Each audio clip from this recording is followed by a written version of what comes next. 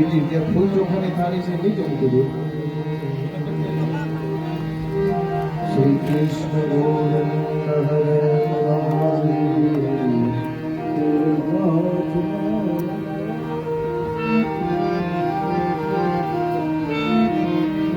ઉચ્ચેરવા નિચેરવા સ્નેહ મંગળ જય. ચાલો થઈ ગઈ.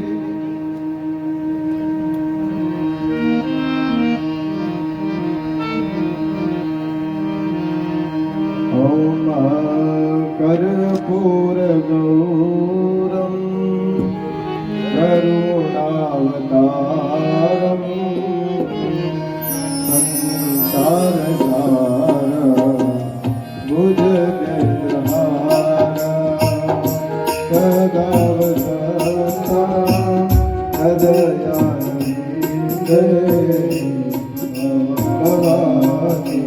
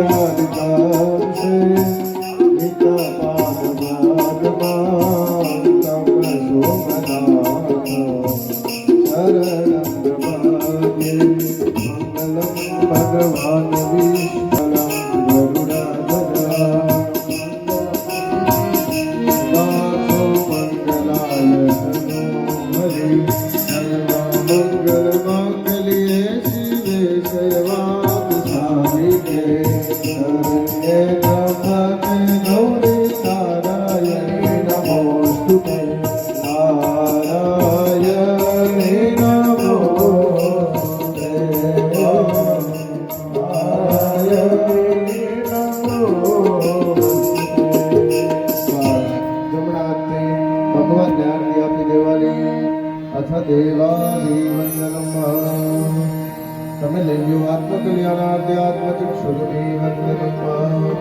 બે હાથ જોડી ભગવાનને છેલ્લી પ્રાર્થના કરી જવાની.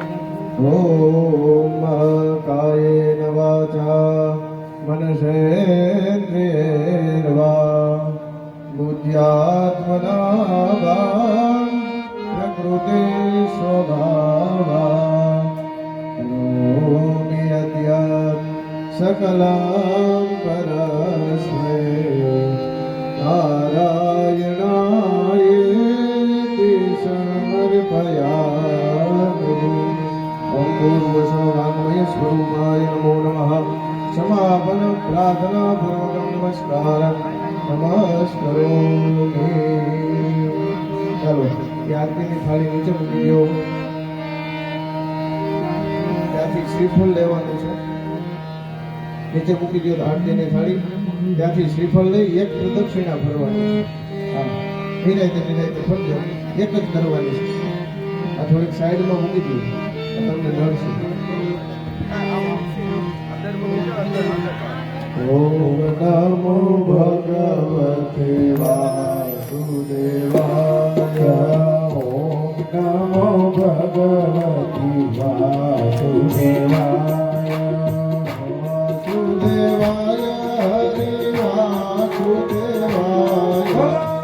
વાસુદેવાય હરિ વાસુદેવાય. ઓમ નમો ભગવતે વાસુદેવાય. ઓમ નમો ભગવતી વાસુદેવાય. વાસુદેવ બોલે ના પાપ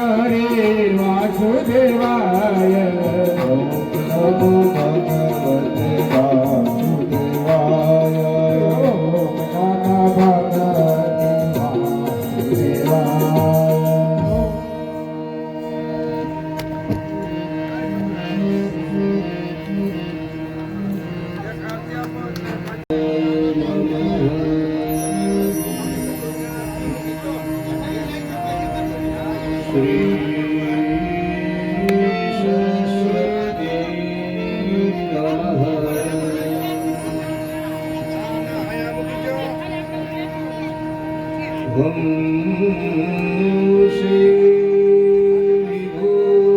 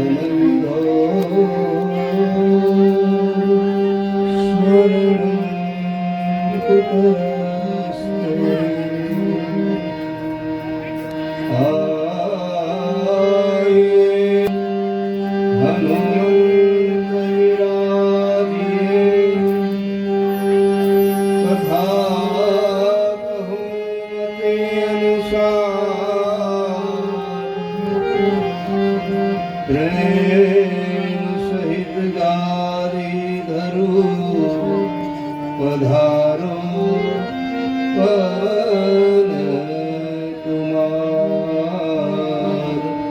પધારો પવન કુમાર. કરારવિંદે ન પદારવિંદમ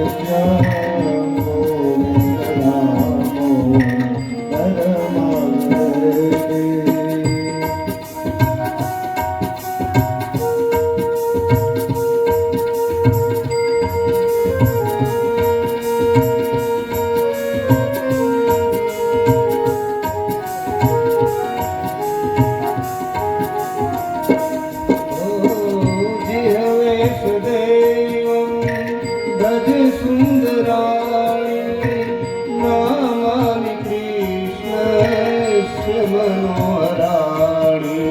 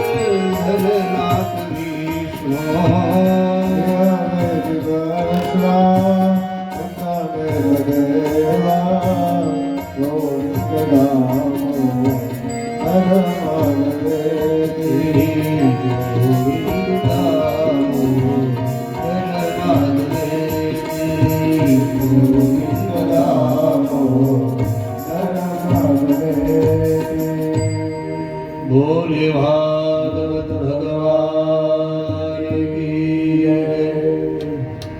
श्रीधारेश्वर महादेव की जय। पूज्यपाद श्री कानपुरी वारपुरी जय। सत सनातन धर्म की जय। अपने अपने मात पिता अपने अपने गुरु महाराज की जय। प्रेम से बोले ओम नमः पार्वती पतये हर हर महादेव।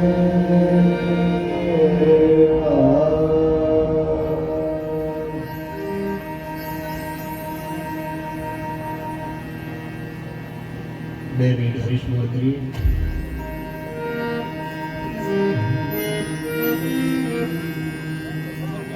हरे Ram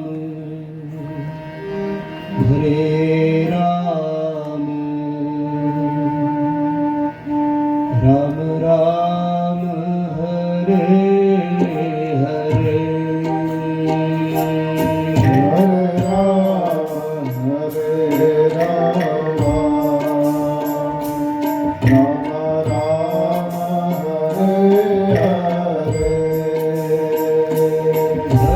Shri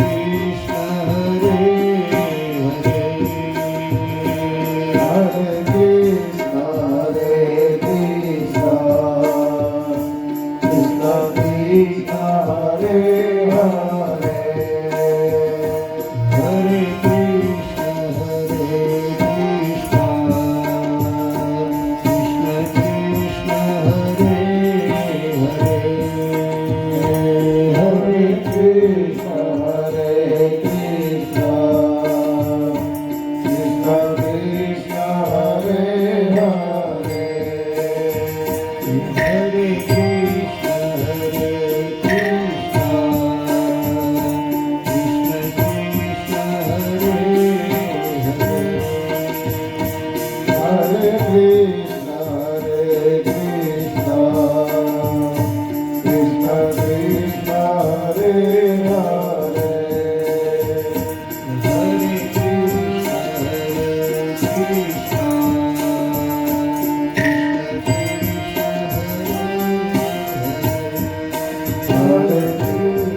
Hare Krishna, Krishna Krishna, Hare Hare. सच्चिदानंद रूपाय विश्वोत्पत्त्यादि हेतवे तापत्रयविनाशाय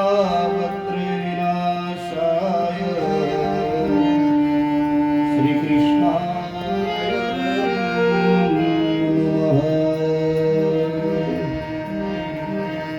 परमपिता नंद नंदन रजजन वंदन आनंद गण परमात्मा राधा मुकुंदના શ્રી ચરણોમાં પ્રણામ।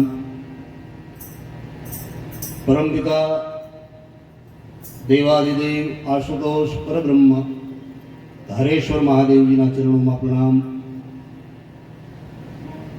પૂજ્ય કાનપુરી બાપુના ચરણોમાં પ્રણામ। અહીંની દ્રશ્ય અને અદ્રશ્ય વિદ્યમાન તમામ ચેતનાઓને પ્રણામ। પૂજ્ય સંતો મહંતો સંગીત ઉપાસકો અને આપ વાલા શ્રોતાઓ વડીલો બહેનો માતાઓ અને આપ સૌ આપના હૃદય કમળમાં વિરાજમાન પરમ તત્વ પરમાત્માને પ્રણામ। જય શ્રી કૃષ્ણ, જય સિયારામ, બોલો જય ધારેશ્વર। ધારેશ્વર દાદાને આપણે પ્રસન્ન કરવાના છો। ઓમ હરયે નમઃ।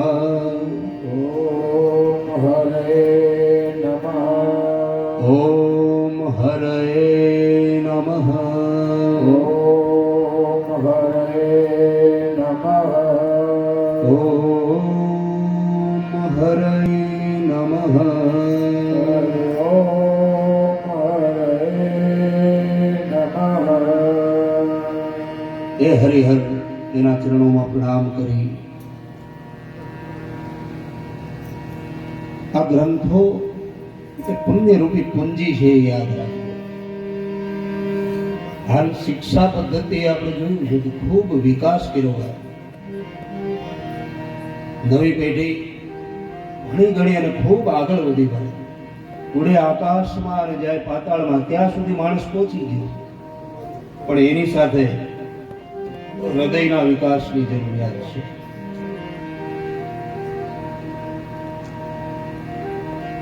શિક્ષા પદ્ધતિ એ વિકાસ ખૂબ કર્યો, પણ જ્યારે શાસ્ત્ર હશે જીવનમાં, શાસ્ત્રોની વાતો હશે આપણા હૃદય સુધી, આપણા ઘર સુધી, આપણા પરિવાર સુધી, આપણા પુત્ર સુધી, ત્યારે યાદ રાખજો કે સાચો વિકાસ જે છે હૃદયનો વિકાસ સાચો થશે।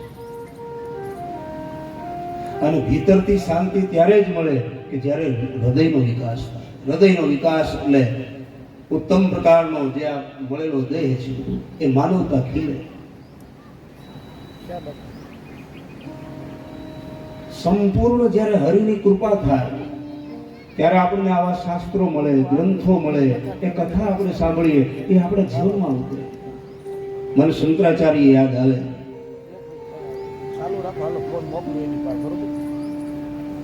અમુક વસ્તુ પુરુષાર્થથી નથી મળતી, અમુક વસ્તુ માત્ર મહેનતથી નથી મળતી। અમુક વસ્તુ છે કે ભાગ્યો બહુજન્મ સમર્જિતે સત્સંગમં ચ લભતે પુરુષો યદા વે। અનેક જન્મોની કમાઈ હોય અને હરિની પૂર્ણ કૃપા હોય, અતિ હરિ કૃપા, ત્યારે મળે છે। અને એમાં શંકરાચાર્યજીના શબ્દો મને યાદ આવે। વિવેક ચૂડામણીમાં બતાવ્યું છે, મનુષ્યત્વમ મુમુક્ષુત્વમ મહાપુરુષ સંશ્રયઃ।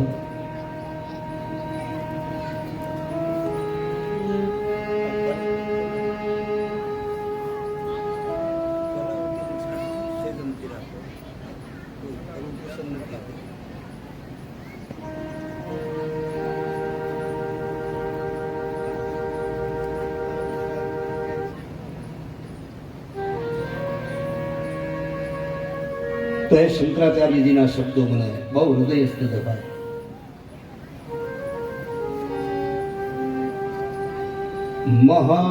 મહાપુરુષ સંશય, પેલું છે એ છે મનુષ્યત્વ. ઉત્તમ પ્રકારનો દેહ મળવો. 84 લાખ પ્રકારની યોનિ છે અને એમાંથી ઉત્તમમાં ઉત્તમ દેહ છે એ મનુષ્યનો દેહ છે. શંકરાચાર્ય ભગવાને 3 વસ્તુ બહુ અગત્યની અને મહત્વની બતાવી કે ઘણા જન્મોનો પુણ્યનો ઉદય થાય ત્યારે વ્યક્તિને મળે છે. એમાં પહેલું છે એ છે મનુષ્યત્વ. અને એ જ રામચરિતમાનસમાં તુલસીજીની લેખીની બોલે છે, બડે ભાગ માનુષ તન પાવા,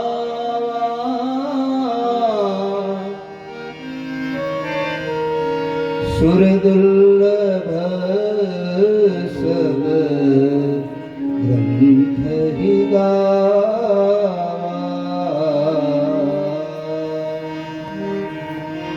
દેવતાઓ પણ લાલાયિત હોય છે ઉત્તમ પ્રકારના માનવ બની આવવા માટે.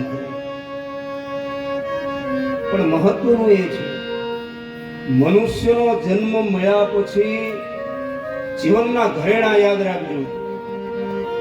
જીવનના અલંકાર એ છે સદગુણો, અને જે આપણને શાસ્ત્રોથી મળે છે. દયા, કરુણા, સત્ય, અહિંસા, તપ, સાધના, ભાવ, શ્રદ્ધા, વિશ્વાસ, મર્યાદા, આ બધા જીવનના ઘરેણા છે. આ બધા અલંકારો છે. અને આપણને આ શાસ્ત્રોથી મળે છે.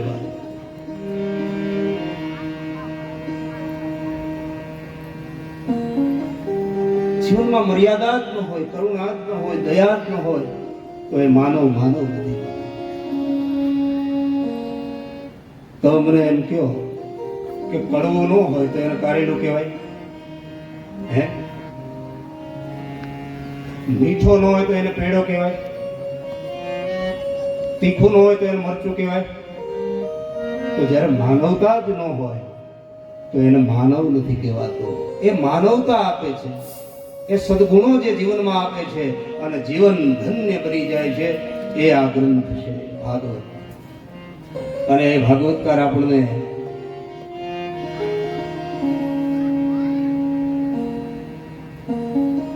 મંગલાચરણ કરી અને શુક મહામુનિ, વ્યાસ મહામુનિ આપણને ભાગવતનો પ્રારંભ કરાવે છે.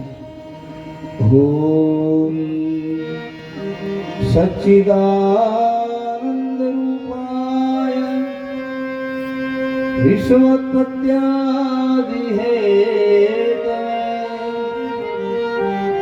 તાવત્ર વિનાશાય કૃષ્ણાય નમઃ.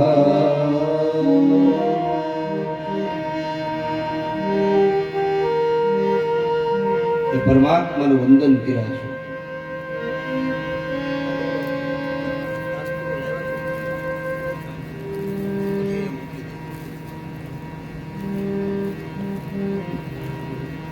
કોણ શિવ, કોણ મહાદેવભાઈ, કોણ રામ, કોણ કૃષ્ણ, કોણ ગોવિંદ, કેવા ગોવિંદ, કેવા ધારેશ્વર, એનું રૂપ કેવું, એનું સામર્થ્ય, એનો સ્વભાવ કેવો.